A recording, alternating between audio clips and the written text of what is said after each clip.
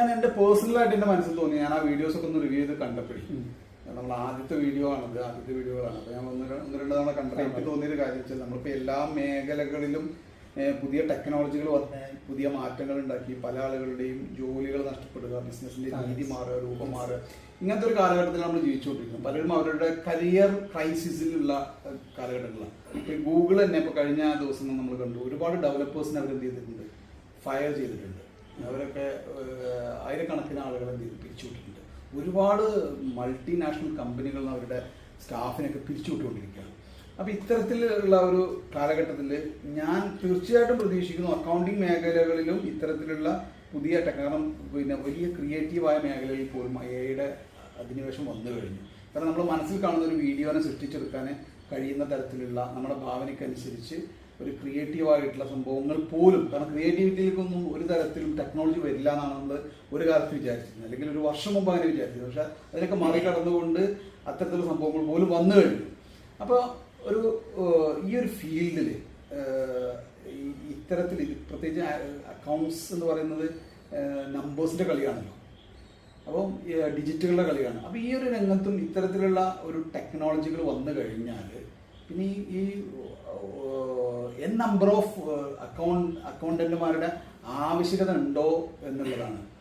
ഒരു കമ്പനിയിൽ ഇത്തരം കാര്യങ്ങൾ ലീഡ് ചെയ്യാൻ, അല്ലെങ്കിൽ ഒരുപാട് കമ്പനികൾക്ക് ഒരാളൊക്കെ പോരെ. അപ്പോൾ ഇത്തരം ആ തരത്തിലുള്ള ആളുകളുടെ ആവശ്യം ഇനിയുള്ള കാലത്ത് ഉണ്ടാവും എന്നൊരു സംശയം ന്യായമായിട്ട് എൻ്റെ മനസ്സിൽ തോന്നുന്നു. എല്ലാം എനിക്ക് തോന്നുന്നു. നല്ലൊരു ചോദ്യമാണ്.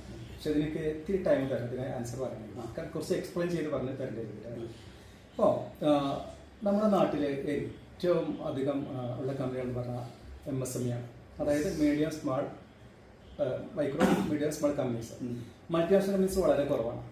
ഓക്കെ, ഈ മൾട്ടിനാഷണൽ കമ്പനിയിലാണ് പല ഡിപ്പാർട്ട്മെന്റും കാണാം. Purchase department, sales department, accounts department, HR department എല്ലാം കാണുന്നത്. അതേസമയത്ത് നമ്മുടെ കുട്ടികൾക്ക് ജോലി കിട്ടാൻ കൂടുതൽ സാധ്യതയുള്ളത് സ്മാൾ മീഡിയം കമ്പനീസാണ്. കാരണം അത് കൂടുതൽ നമ്മൾ രാജ്യത്താണ് ഉണ്ടെങ്കിലും ലോകത്ത് എവിടെയാണെങ്കിലും കൂടുതലുള്ളത് അത് കൊണ്ട് നമ്മുടെ കുട്ടികളെ കിട്ടാൻ സാധ്യത ഉള്ളത് ഇതാണ്. ഇതുകൊണ്ട് ഓരോ അപ്ഡേഷൻ വരുമ്പോഴും ഓരോ കാര്യങ്ങൾ വരുമ്പോൾ, ഇപ്പോൾ എക്സാമ്പിൾ പറയാം, നമ്മൾ കൊറോണ ഇവിടെ വന്നു അല്ലെ, കൊറോണ വന്ന സമയത്ത് കുറെ ആൾക്കാർ കൂട്ടിപ്പോയി. പക്ഷെ എന്ത് ചെയ്തു, അപ്ഡേറ്റ് ചെയ്ത ആൾക്കാർ ജയിച്ചു പോകും. നമ്മൾ ഓരോ കാര്യങ്ങൾ വരുമ്പോൾ നമ്മൾ അപ്ഡേറ്റ് ചെയ്തുകൊണ്ടേയിരിക്കണം. ഇപ്പൊ ഇവിടെ AI വന്നു.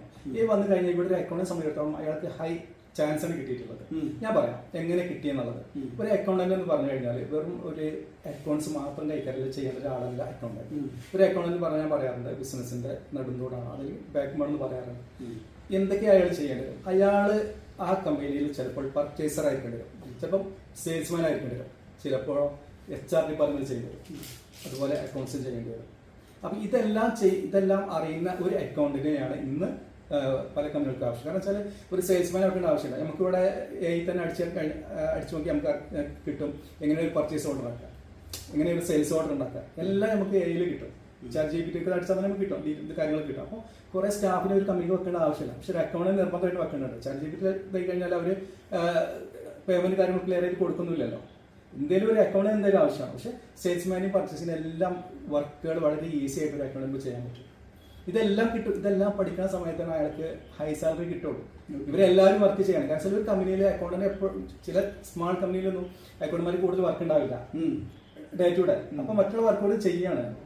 ചെയ്യുമ്പോൾ സ്വാഭാവികമായിട്ടും ഹൈ സാലറി ആയിട്ട് കിട്ടും. ഒരു അക്കൗണ്ട് മാസ്റ്റർ എന്നുള്ളവർക്ക് എനിക്ക് തോന്നുന്നു നിങ്ങൾ പറഞ്ഞു വരുന്നത് ഇനിയുള്ള ജോബുകളൊക്കെ പോയി അതൊരു അക്കൗണ്ടന്റ് ജോബിലേക്ക് അത് മാറി വരും, അല്ലെങ്കിൽ അവരിലേക്ക് സെൻട്രലൈസ് ചെയ്യപ്പെടും ഈ കാര്യങ്ങൾ എന്നുള്ളതാണ് നിങ്ങൾ പറഞ്ഞത്. അങ്ങനെയാണ് ഞാൻ പറഞ്ഞത്. അത് മാത്രം സാധ്യത ഉണ്ട് എന്നാണ് നിങ്ങൾ പറഞ്ഞത്.